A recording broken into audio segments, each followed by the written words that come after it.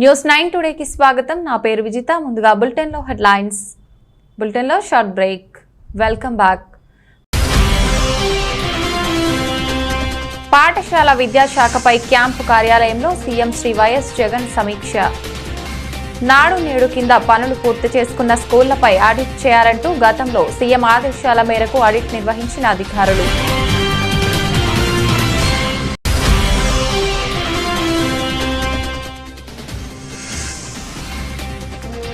రెండవ రోజుకు చేరుకున్న బండి సంజయ్ ప్రజా సంగ్రామ యాత్ర.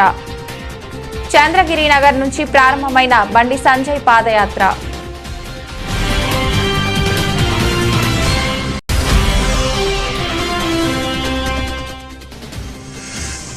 రాజకీయ దురుద్దేశంతోటే జీవీఎంసీ కమిషనర్ బదిలీ వేటు. రాష్ట్ర ప్రభుత్వం బదిలీపై వివరణ ఇవ్వాలని సిపిఎం డిమాండ్.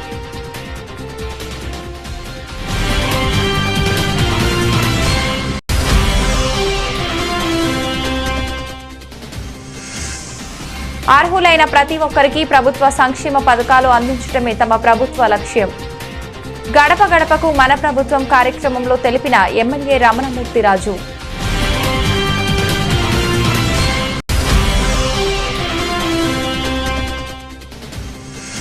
అడ్డాకల్ మండలం రాచాల గ్రామ ప్రజలతో వైఎస్ షర్మిల మాటా ముచ్చట. మంత్రి శ్రీనివాస్ గౌడ్ తీరును తప్పుబట్టిన వైఎస్ఆర్టీపీ అధ్యక్షురాలు.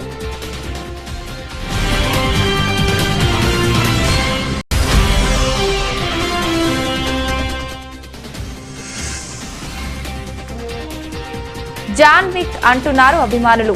మహేష్ బాబు లుక్ ను వైరల్ చేస్తున్న అభిమానులు.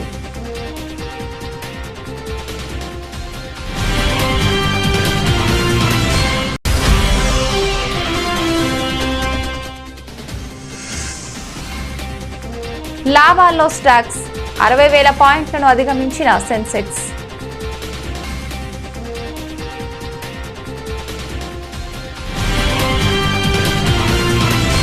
పాఠశాల విద్యాశాఖపై క్యాంపు కార్యాలయంలో సీఎం వైఎస్ జగన్ సమీక్ష సమావేశం నిర్వహించారు. నాడు నేడు కింద పనులు పూర్తి చేసుకున్న స్కూళ్లపై ఆడిట్ చేయాలంటూ గతంలో సీఎం ఆదేశాల మేరకు అధికారులు ఆడిట్ నిర్వహించారు. వాటికి సంబంధించిన వివరాలను సీఎంకు అందజేశారు.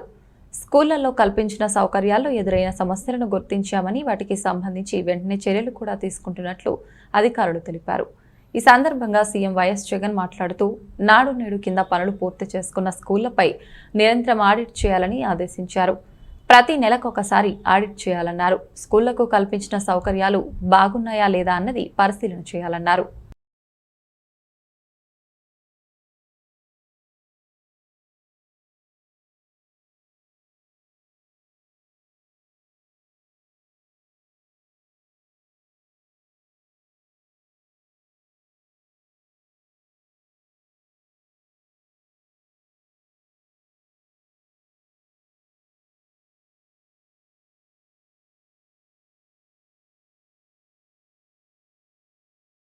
నేటితో రెండవ రోజుకు చేరుకున్న బండి సంజయ్ ప్రజా సంగ్రామ యాత్ర. కుత్బుల్లాపూర్ నియోజకవర్గంలోని చంద్రగిరి నగర్ నుంచి ప్రారంభమైన బండి సంజయ్ పాదయాత్ర చంద్రగిరి నగర్ నుంచి Srinivasanagar last bus stop, Jagadgirigutta, Rangareddy Nagar, asbestos colony, Chittaramma temple, Kukatpally, Venkatrao Nagar, Kukatpally village మీదుగా కేపీహెచ్పీ కమ్యూనిటీ సెంటర్ వరకు కొనసాగనున్న బండి సంజయ్ పాదయాత్ర. పాదయాత్రలో భాగంగా పలు కుల సంఘాలు, బస్తీవాసులతో బండి సంజయ్ సమావేశం కానున్నారు. ఇవాళ కేపీహెచ్పీ కమ్యూనిటీ సెంటర్ సమీపంలో బండి సంజయ్ రాత్రి బస చేయనున్నారు. ఈరోజు మొత్తం 13.5 కిలోమీటర్ల మేర బండి సంజయ్ పాదయాత్ర కొనసాగనుంది.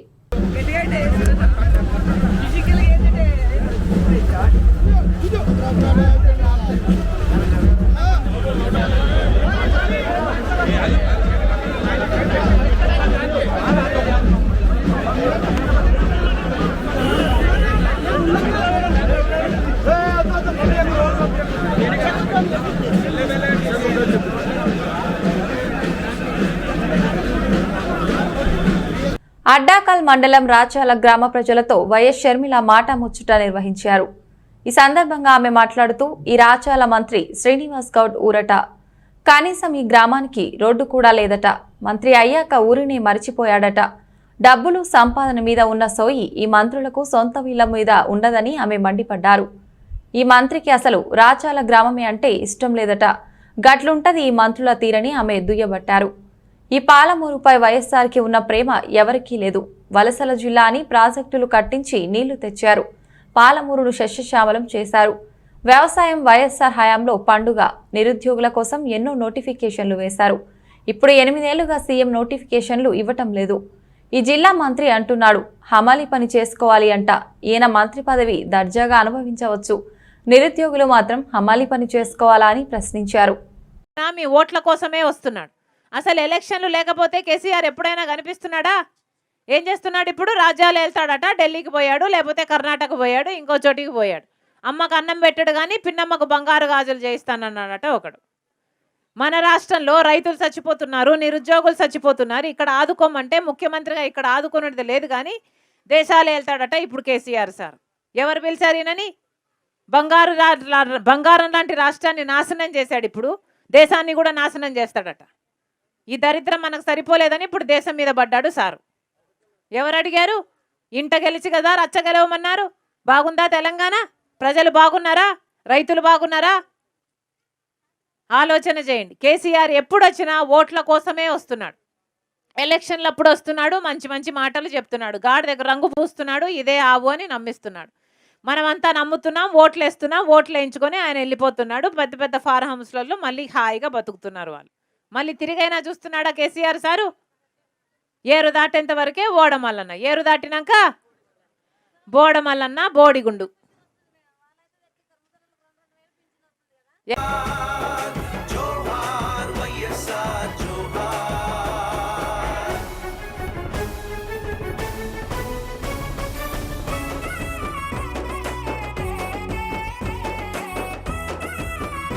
స్వార్థపూరిత రాజకీయాల కోసం దుష్ట చతుష్టయంతో చేతులు కలిపిన తెలుగుదేశం అధినేత నారా చంద్రబాబు నాయుడు అమరావతి కోసం చేస్తున్న డ్రామాలు రాష్ట్ర ప్రజలు ఎవరూ విశ్వసించడం లేదని మాజీ మంత్రి కురసాల కన్నబాబు ఎద్దేవా చేశారు.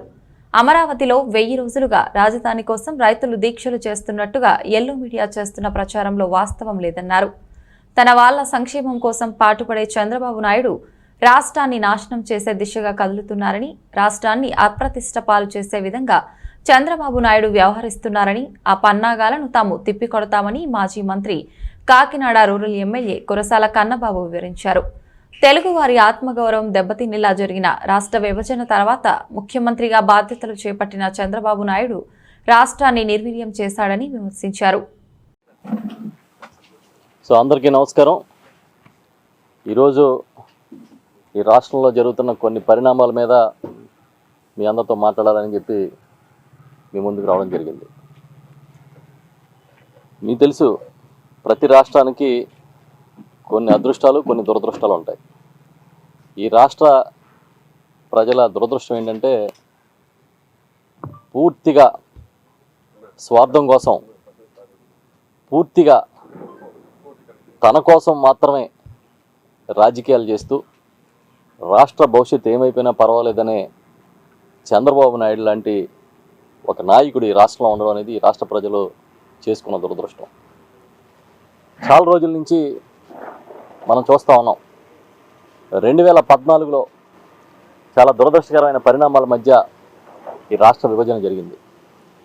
రాష్ట్ర విభజన అనేదే ప్రతి తెలుగువాడి ఆత్మలోనూ, ప్రతి తెలుగువాడి గుండెల్లో కూడా ఒక బాధను నింపింది, ఒక ఆవేదన నింపింది.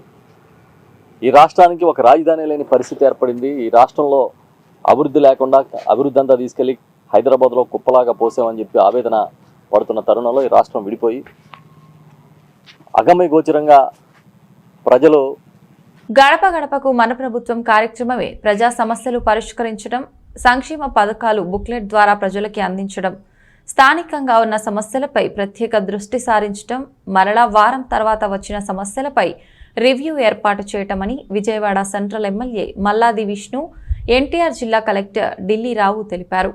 ప్రతి సచివాలయానికి 20 లక్షల మంజూరు అయ్యాయి. ప్రభుత్వ శాఖల సమన్వయంతో పనిచేసుకోవాలని తెలిపారు. సెంట్రల్ నియోజకవర్గంలో ప్రశాంతినగర్ 61వ డివిజన్లో గడప గడపకు మన ప్రభుత్వం కార్యక్రమంలో వారు మాట్లాడుతూ ఎన్టీఆర్ జిల్లాలో 605 సచివాలయంలో 153 సచివాలయాలు పూర్తయినవి. 123 అర్బన్లో పూర్తయ్యాయని తెలిపారు. కార్యక్రమంలో deputy mayor Sailaja Reddy, corporator Ramadevi తదితరులు పాల్గొన్నారు. 61 డివిజన్లో 261 సచివాలయంలో ప్రశాంత్ నగర్ చుట్టుపక్కల ప్రాంతాల్లో ఉదయం నుంచి కూడా కలెక్టర్ గారు, స్థానిక కార్పొరేటర్ రామాదేవి గారు, మేము ఇతర సంబంధిత అధికారులు, వైఎస్ఆర్ కాంగ్రెస్ పార్టీ నాయకులందరూ కూడా తిరుగుతూ ఉన్నాం. చిన్న చిన్న సమస్యలు అధికారులు కొంత వాటిని పట్టించుకోకపోవడం అనేది కొంచెం కనపడుతుంది. ఎక్కడైతే వేకెంట్ ల్యాండ్స్ ఉన్నాయో దాదాపుగా 18 వరకు ఈ కాలనీలో ఉన్నట్టుగా అధికారులు గుర్తించారు. అలాగే స్ట్రీట్ బ్రేకర్లు, అలాగే వీధి దీపాలు, డ్రైనేజ్, ఈ సమస్యలు కొంత అక్కడక్కడ కనపడతా ఉన్నాయి. వాటిని త్వరితగతిన పూర్తి చేయాలి అని చెప్పని సంబంధిత అధికారులకి కలెక్టర్ గారు మేము అందరం కూడా చెప్పడం. ఈ గడప గడప ముఖ్య ఉద్దేశం ఏంటంటే గౌరవ ముఖ్యమంత్రి గారు ప్రజల దగ్గరికి వెళ్ళాలి.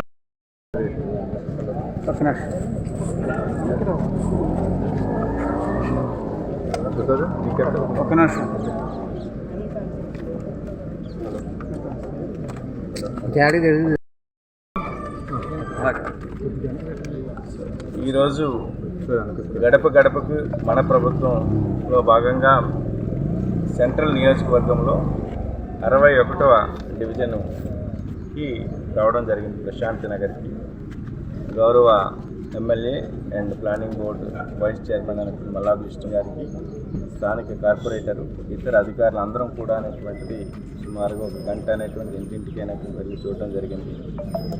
వాళ్ళకి వచ్చినటువంటి లబ్ధి ఏదైతే ఉందో ఆ లబ్ధిని ఆ ప్రింట్ రూపంలో ఇచ్చినటువంటి ఆ బుక్లెట్ అనేటువంటి ఇస్తూ ఉంటే చాలామందికి నిజం చెప్పాలంటే వచ్చిన బెనిఫిట్స్ అనేవి మర్చిపోతున్నారు.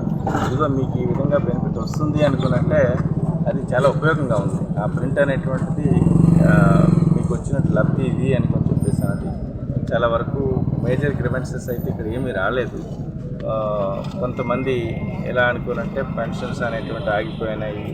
సో వాళ్ళకి ఇన్కమ్ ట్యాక్స్ రిలేటెడ్గా కొన్ని ఇష్యూస్ ఉన్నాయి. తర్వాత వెహికల్కి సంబంధించిన కొన్ని ఇష్యూస్ ఉన్నాయి. అర్హులైన ప్రతి ఒక్కరికి ప్రభుత్వం సంక్షేమ పథకాలు అందించడమే తమ ప్రభుత్వం లక్ష్యమని యలమంచిలి ఎమ్మెల్యే రమణమూర్తిరాజు అన్నారు. రాష్ట్ర ప్రభుత్వం అత్యంత ప్రతిష్టాత్మకంగా చేపట్టిన గడప గడపకు మన ప్రభుత్వం కార్యక్రమం అచ్యుతాపురం మండలం కొండకర్ల ప్రాంతాలలో ఎమ్మెల్యే రమణమూర్తిరాజు ఆధ్వర్యంలో జరిగింది.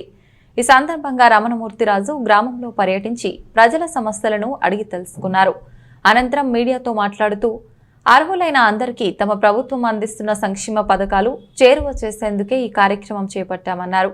అన్ని పథకాలు ప్రజలు సద్వినియోగం చేసుకుంటున్నారని తెలిపారు.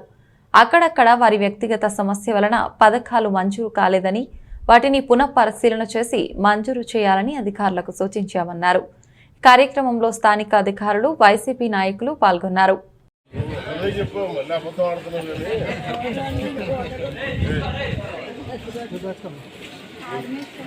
ఆర్మీయా మరి అసలు విషయం చెప్పం కాబట్టి ఎందుకు చెప్తారు? ఆర్మీలో ఉంటే అసలు సంవత్సరం ఇచ్చింది నేను మీరు రికవరీ పెట్టారు.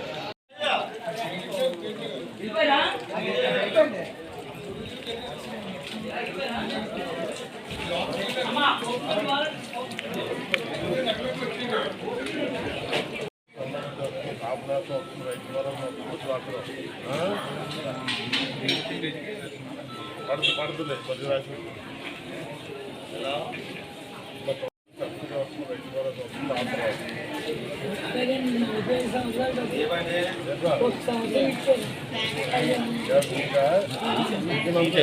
పదకొండు నెలల కాలంలోనే మహావిశాఖపట్నం నగరపాలక సంస్థ కమిషనర్ లక్ష్మీషాను రాష్ట్ర ప్రభుత్వం ఆకస్మికంగా బదిలీ చేసింది. కేవలం రుషికొండపై పర్యాటక సంస్థ చేపడుతున్న tourism project Hayagriva farms and villas సంస్థ చేపట్టిన నిర్మాణాల వల్ల ఈ బదిలీకి రాష్ట్ర ప్రభుత్వం పాల్పడిందని సిపిఎం భావిస్తుందని, తక్షణం ఈ బదిలీపై రాష్ట్ర ప్రభుత్వం వివరణ ఇవ్వాలని సిపిఎం పార్టీ జిల్లా కార్యదర్శి ఎం జగ్గునాయుడు డిమాండ్ చేశారు.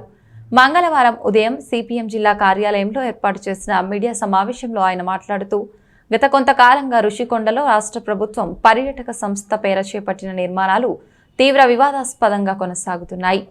గ్రీన్ ట్రిబ్యునల్, రాష్ట్ర హైకోర్టులలో ఈ కేసు పెండింగ్లో ఉంది. నిబంధనలను ఉల్లంఘించి జీవీఎంసీ కమిషనర్ మీద ప్లాన్ ఆమోదం కొరకు తీవ్ర ఒత్తిడి తీసుకొచ్చింది. 2 సార్లు కమిషనర్ ఈ ప్లాన్ను ఆమోదించకుండా తిరస్కరించారు. ప్రభుత్వం తీవ్ర ఒత్తిడితో గత 4 రోజుల క్రితం ప్లాన్కు కమిషనర్ ఆమోదం తెలిపారు. దీనికి పరిహారంగా రాష్ట్ర ప్రభుత్వం కమిషనర్ను బదిలీ చేశారని అన్నారు. కమిషనర్గా ఉన్న లక్ష్మీ షాని రాష్ట్ర ముఖ్యమంత్రి జగన్మోహన్ రెడ్డి గారు ఆకస్మికంగా బదిలీ చేశారు. ఆయన కమిషనర్గా చేపట్టి 11 నెలలే పూర్తవుతూ ఉన్నది. ఈ విశాఖ నగరంలో వైసీపీ అక్రమాలని సక్రమాలు చేసుకోవడంలో మున్సిపల్ కమిషనర్ కొన్ని అభ్యంతరాలు ఆటంకాలు పెట్టడం వల్ల దాంతో గంగవెల్లినటువంటి వైసీపీ అగ్ర నాయకత్వం ఆగమేఘాల మీద మున్సిపల్ కమిషనర్ని బదిలీ చేశారు. ఈ బదిలీని సిపిఎం పార్టీ తీవ్రంగా ఖండిస్తూ ఉన్నది. ముఖ్యంగా ఋషికొండ ప్రాజెక్టు, ఈ ఋషికొండ ప్రాజెక్ట్ అనేటువంటిది పూర్తిగా వివాదాస్పదంగా మారింది. రాష్ట్ర రాజధాని అక్కడ పెడతారనేది కొద్దిసేపు, అలాగే టూరిజం ప్రాజెక్ట్ పేరు మీద ఇప్పుడు అనుమతులు తీసుకుంటున్నారు. ఈ అనుమతులు కూడా సక్రమంగా లేవు. దాంతో మున్సిపల్ కమిషనర్ గారు రాష్ట్ర ప్రభుత్వం పెట్టినటువంటి ప్లాన్ని ఆమోదించకుండా 2 సార్లు తిరస్కరించారు. 3వసారి మొన్న 4 రోజుల క్రితం ఒత్తిడి తీసుకొచ్చి విజయవాడ నుంచి బలవంతంగా ఈ అక్రమ ప్లాన్లు ఆమోదింపు చేసుకున్నారు. రెండోది, గత 3 రోజులుగా ఎడతెరిపి లేకుండా కురుస్తున్న వర్షాలకు మాడుగుల, చోడవరం నియోజకవర్గాల్లోని జలాశయాలు కలకలలాడుతున్నాయి. మాడుగుల నియోజకవర్గ పరిధిలోని దేవరాపల్లిలో ఉన్న వారణ నారాయణమూర్తి జలాశయం, కోనంలోని వేచలపు పాలవెల్లి జలాశయాలు నీటి మట్టం తారాస్థాయికి చేరడంతో ఏ సమయంలో అయినా జలాశయం గేట్లను ఎత్తి నీటిని విడుదల చేస్తామని దిగువ ప్రాంత రైతులు, ప్రజలు అప్రమత్తంగా ఉండాలని అధికారులు తెలియజేస్తున్నారు. మొత్తానికి ఎడతెరిపి లేని వర్షాలతో సామాన్య ప్రజలు ఇబ్బంది పడుతున్నప్పటికీ రైతులు మాత్రం ఈసారి పొలం పనులకు, పంటలకు నీటి కోసం కష్టాలు తప్పాయని తమ సంతోషాన్ని వ్యక్తం చేస్తున్నారు.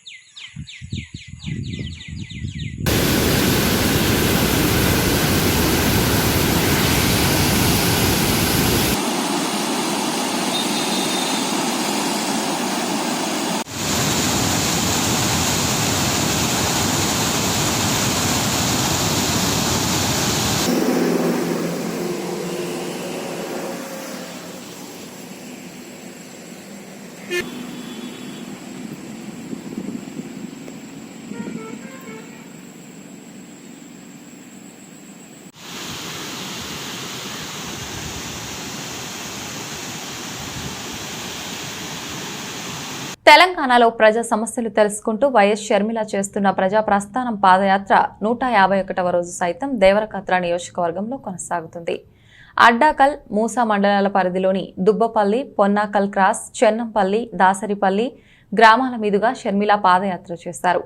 అడుగడుగున షర్మిలకి ఘన స్వాగతం పలికిన స్థానికులు కేసీఆర్ సర్కార్ వైఫల్యాలను అధినేత్రి దృష్టికి తీసుకువచ్చారు. రుణమాఫీ చేస్తామని హామీ ఇచ్చి మరిచారని, దీంతో బ్యాంకుల్లో వడ్డీలు కట్టలేకపోతున్నట్లు రైతులు ఆవేదన వ్యక్తం చేయగా, అర్హులకు పెన్షన్లు పూర్తి స్థాయిలో అందటం లేదని, 90 ఏళ్లు వచ్చినా నాకు పెన్షన్ ఇవ్వలేదు అంటూ ఒక వృద్ధురాలు షర్మిల వద్ద తమ గోడును వెళ్లబోసుకుంది. వైఎస్ఆర్ సంక్షేమం కోసమే పార్టీ పెట్టామని, అధికారం ఇస్తే ఇంట్లో ఎంతమంది పెన్షన్ ఉంటే అందరికీ 3000 తక్కువ కాకుండా పెన్షన్ ఇస్తామని, మహిళ పేరు మీద పక్కా ఇల్లు కట్టించడంతో పాటు మహిళను ఆర్థికంగా అభివృద్ధి చేస్తామంటూ వైఎస్ షర్మిల హామీ ఇచ్చారు. ఇవాళ సాయంత్రం 5 గంటలకు మూసాపేట మండలం జానంపేట గ్రామంలో మాటా ముచ్చట నిర్వహించనున్నారు.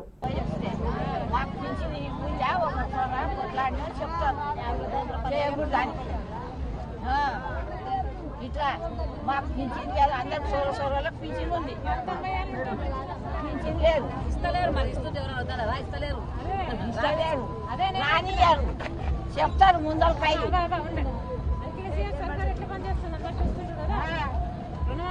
వయసు వాళ్ళకేమో పింఛన్ ఉంది 3,000 మాకేమో పింఛన్ లేదు.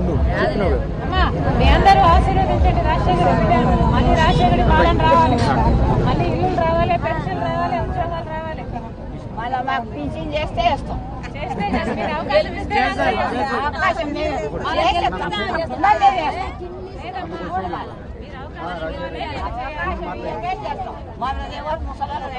ముసలాళ్ళకి ఇవ్వాలి, సోలాళ్ళకి ముసలాళ్ళని బట్టి ఇస్తే కలుసుకుంటాం సాటుకు.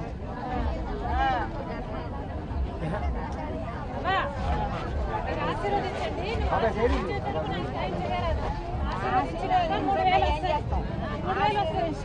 మాకు ఇస్తే అదే కొంచెం సైడ్ ఉంటుంది.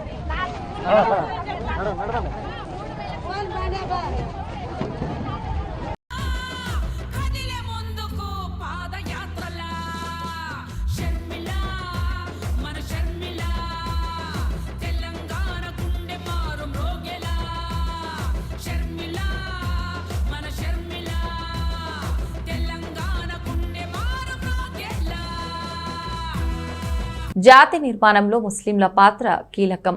తెదేపా రాష్ట్ర ఉపాధ్యక్షులు బివి జయనాగేశ్వర్ రెడ్డి భారతదేశ స్వాతంత్ర పోరాటంలో కులమతాలకు అతీతంగా పోరాటం సలిపిన ముస్లింల పాత్ర ఎంతో కీలకమని తెలుగుదేశం పార్టీ రాష్ట్ర ఉపాధ్యక్షులు మాజీ శాసనసభ్యులు డివి జయనాగేశ్వర్ రెడ్డి వెల్లడించారు. మంగళవారం స్థానిక తెలుగుదేశం పార్టీ కార్యాలయంలో చరిత్రకారులు 2వ పుస్తక ఆవిష్కరణ చేపట్టారు. ఈ సందర్భంగా ఆయన మాట్లాడుతూ స్వాతంత్ర సంగ్రామంలో ముస్లింలు కూడా కులమతాలకు అతీతంగా పోరాటం చేసి స్వాతంత్ర్యం సిద్ధించడానికి ప్రధాన పాత్ర వహించడంలో ఎంతో కీలకంగా వ్యవహరించారని ఆయన పేర్కొన్నారు. స్వాతంత్ర సమరయోధుల జీవితాలను పుస్తకం రూపంలో ప్రచురించడం అభినందించదగ్గ విషయమన్నారు. ఈ గ్రంథ ఆవిష్కరణకు కృషి చేసిన నజీర్ అహ్మద్ భావితరాలకు ఆదర్శప్రాయుడన్నారు. భవిష్యత్తులో ఇలాంటి పుస్తకాలు మరిన్ని ప్రచురించి జాతి ఔన్నత్యాన్ని 4 దిశలో చాటి చెప్పాలన్నారు.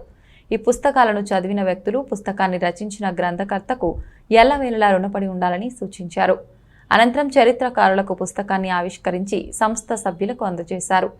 కార్యక్రమంలో తెలుగుదేశం పార్టీ నాయకులు, పట్టణ మైనారిటీ అధ్యక్షులు కేఎండి ఫారూక్, మైనారిటీ నాయకులు హుస్సేన్, సాహెబ్, సలీం, ముల్లా కలీముల్లా, పి బందే నవాజ్, టీడీపీ నాయకులు రామకృష్ణ, రంగస్వామి గౌడ్, కౌన్సిలర్లు రామదాసు గౌడ్, విజి దయాసాగర్ తదితరులు పాల్గొన్నారు.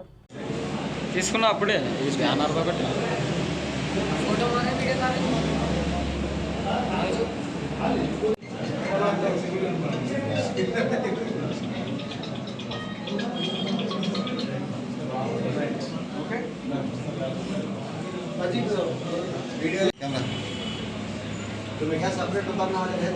नहीं वजह गोल फिराना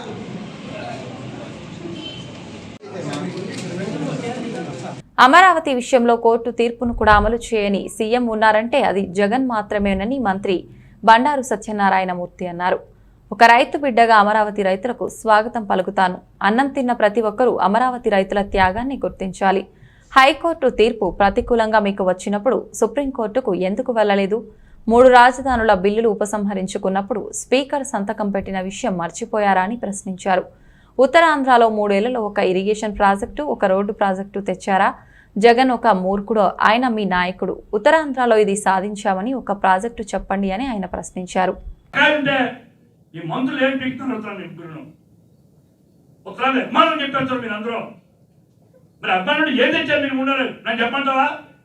మిస్టర్ తమిళ సీతారాం, మిస్టర్ ధర్మాన్ ప్రసాద్ గారు, మిస్టర్ బొత్స గారు 5 ఏళ్ళలో చెప్పంటారా? పాతిగో చంద్రబాబు 5 ఏళ్ళలో 4 యూనివర్సిటీలు వచ్చాయి జిల్లాకి. Petrol university, skill development university, IAM. మీరు శంకుస్థాపన చేసిన పి రాజశేఖర రెడ్డి రాయేసిపోతే ఆ లా యూనివర్సిటీని మేము పూర్తి చేసాం. ఆ మ్యారిటైమ్ యూనివర్సిటీని మేము పూర్తి చేసాం. ఆ 2 ఫంక్షన్లు ఉన్నాయి సబ్వారంలో. ఇచ్చిన 5 years. మరి ఏషియన్ పెయింట్స్ ఎలా వచ్చింది అచ్యుతాపురంలో? కోకోకు ఎలా వచ్చింది అచ్యుతాపురంలో? 6 lane రోడ్ అనకాపల్లి ఎలా వచ్చింది? ఏం చెప్తారా మీకు? ఒక్కరు చెప్పండి. ప్రెస్ మీట్ పెట్టి రేపే ఇదిగో మా జగన్మోహన్ రెడ్డి స్పీకర్ అని ఒక్కరు చెప్పండి. సిక్కులు మాట్లాడాలా? మీరు మంత్రులే, సీనియర్లే, తెలుసుకొని మాట్లాడండి. ఆయన ఏదో రాసిస్తే ఆయన ఒక మూర్ఖుడయ్యా. మంచి వాళ్ళతో పనిచేసాడు అందరూ. చాలా మందితో కూడా పనిచేశారు. మీరు కిరణ్ కుమార్ గారు చేశారు, రాజశేఖర్ గారు చేశారు, జగన్ రాజశేఖర్ కూడా చేశారు. ఎక్కడ ఏం నేర్చుకున్నారు? ఈ మూపుడుగా నేర్చుకుంటున్నారా మీరు? ఈ మూపుడా మీకు కావాల్సిన సూపర్ స్టార్ మహేష్ బాబు తన నెక్స్ట్ మూవీని త్రివిక్రమ్ దర్శకత్వంలో చేస్తున్న సంగతి తెలిసిందే.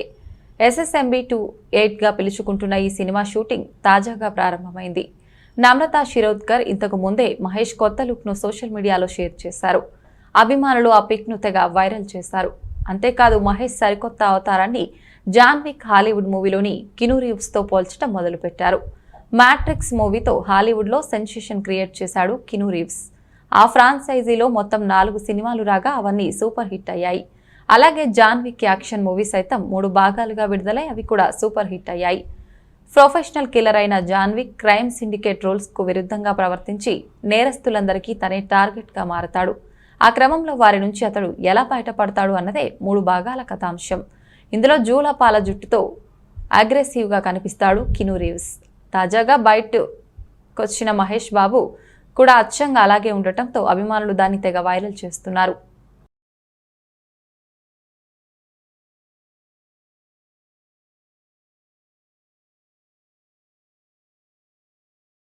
స్టాక్ మార్కెట్ వరుసగా 3వ సెషన్లోనూ లాభాల బాట పట్టింది. సెన్సెక్స్ 321.99 పాయింట్ల లాభంతో మళ్లీ 60,000 పాయింట్లను అధిగమించి 60,115.13 వద్ద ముగిసింది. నిఫ్టీ 103 పాయింట్ల లాభంతో 17,936.35 వద్ద ముగిసింది. సెన్సెక్స్ ఈ స్థాయిలో ముగియటం గత 3 వారాల్లో ఇదే మొదటిసారి. బ్యాంకింగ్, ఎనర్జీ, ఐటీ కంపెనీల షేర్లలో కొనుగోలు ఇందుకు బాగా దోహదం చేశాయి. సెన్సెక్స్లోని 30 కంపెనీల షేర్లలో 21 కంపెనీల షేర్లు, నిఫ్టీ జాబితాలోని 50 కంపెనీల షేర్లలో 36 కంపెనీల షేర్లు సోమవారం లాభాలతో ముగిశాయి.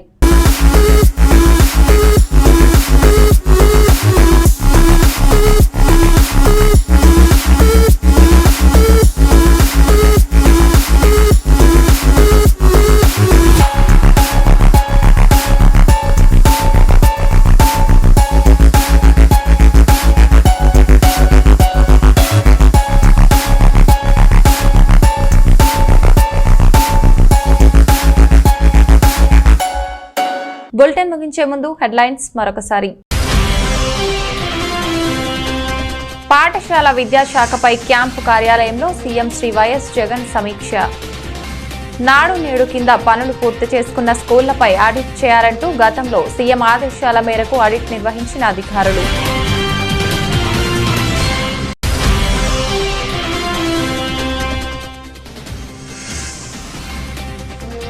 రెండవ రోజుకు చేరుకున్న బండి సంజయ్ ప్రజా సంగ్రామ యాత్ర. చంద్రగిరి నగర్ నుంచి ప్రారంభమైన బండి సంజయ్ పాదయాత్ర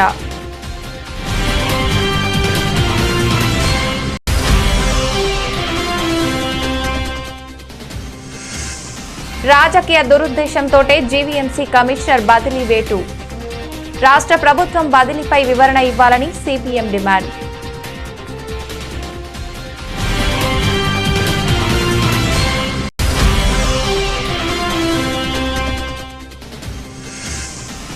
అర్హులైన ప్రతి ఒక్కరికి ప్రభుత్వ సంక్షేమ పథకాలు అందించడమే తమ ప్రభుత్వ లక్ష్యం. గడప గడపకు మన ప్రభుత్వం కార్యక్రమంలో తెలిపిన ఎమ్మెల్యే రమణమూర్తిరాజు.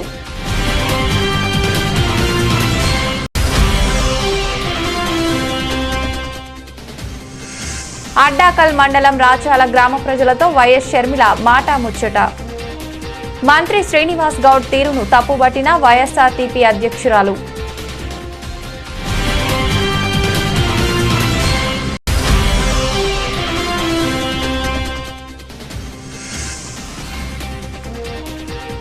జాన్ విక్ అంటున్నారు అభిమానులు. మహేష్ బాబు లుక్ ను వైరల్ చేస్తున్న అభిమానులు.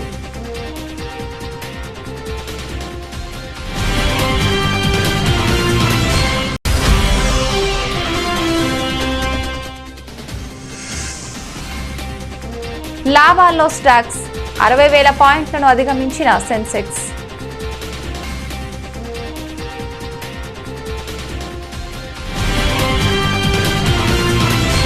ఇది ఇవాల్టి బులెటిన్. మరొక బులెటిన్లో మళ్ళీ కలుసుకుందాం. అంతవరకు సెలవు. నమస్కారం.